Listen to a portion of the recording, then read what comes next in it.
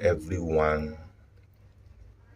This is your boy, The Corner, Henry's Corner. Today, I want to talk about one more attributes of God.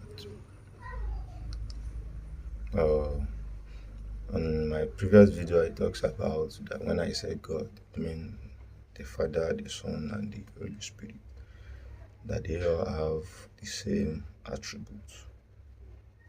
The Father is omnipotent, omniscience, omnipresence, immutable, eternal, such as the Son and the Holy Spirit. And I said they are co-equal, co-internal, co-existence, co-passing, co-holy. And so today I'll be adding one more attribute to the nature of God.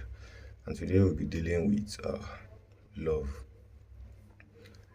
Love means affection, tender affection, and to be passionate.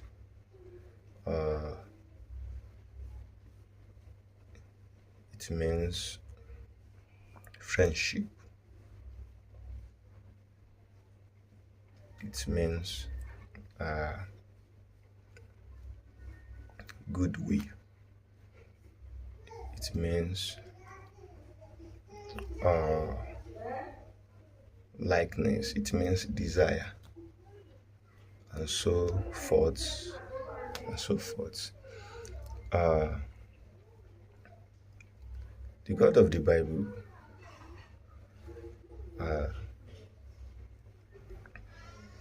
is the only supreme being that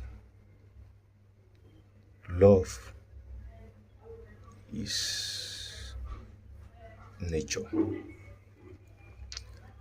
You see, all other religion depicts an angry God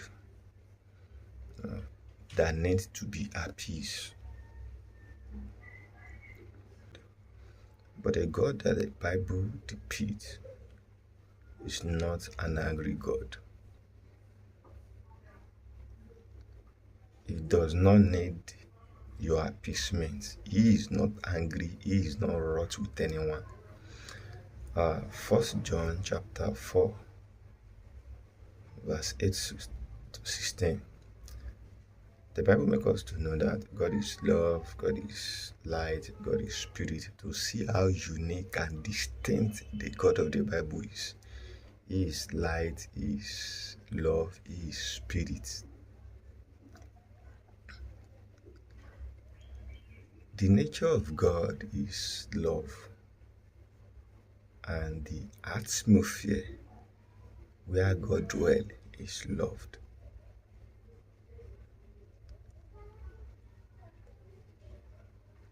The environment, the atmosphere where the Father, the Son, and the Holy Spirit lives is an environment that is filled with love.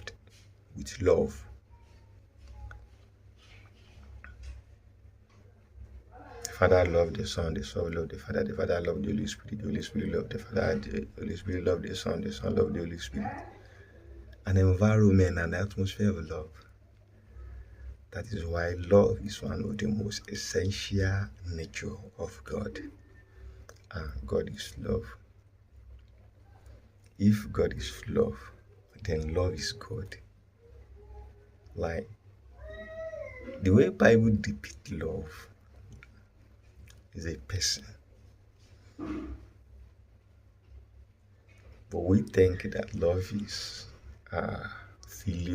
feelings, agape.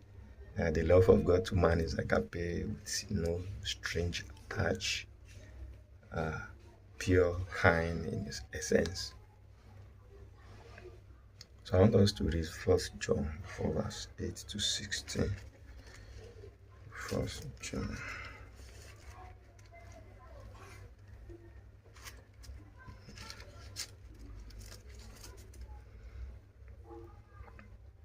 He that loveth not knoweth not God, for God is love. In this was manifested the love of God towards us, because that God sent his only begotten Son into the world, that we might live through him. Herein is love, not that we love God, but that he loved us and sent his Son to be the propitiation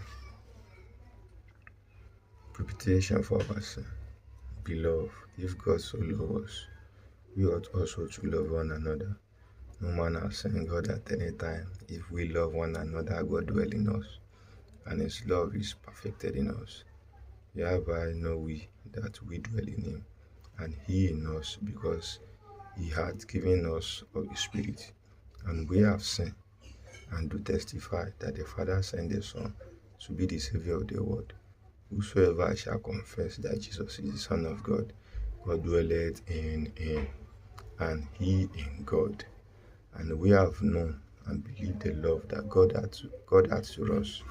God is love, and he that dwelleth in love dwelleth in God, and God in him. We see 1 John 4 here, we see the Father is being mentioned, we see the Son is being mentioned, and we see even the third person of the triangle was not left out. They all lived in an environment of love. Their nature, their essence is love. As we can see, this 1 John 4:8 said it all. And I'm not here to do word by word analysis or verse by verse analysis. I just want to be quick about this, my sharing with you. So the Bible makes us to know that God dwells in the environment of love. And I said, love is a person. If you check Galatians 5:22, the fruit of the Spirit is love. And this fruit is the fruit of a relationship between us and God, a fruit of fellowship, a fruit of communion, a fruit that needed to be bathed out with the third person of the Trinity, not what we do. You can't bat out, you can't give out what you don't have. Love is not what we do, it's what God will do in us and through us. As we begin to enjoy fellowship, enjoy relationship between the Father, the Son, the Holy Spirit, this triune God, they will birth out this fruit, this love that we too will now begin to dwell, share, live, act in love with our fellow man. So love is not what we do.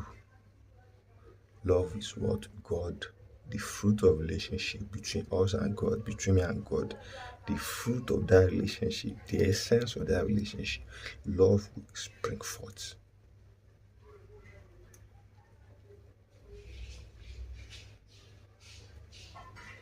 So now, John 3:16 says, for God so loved the world that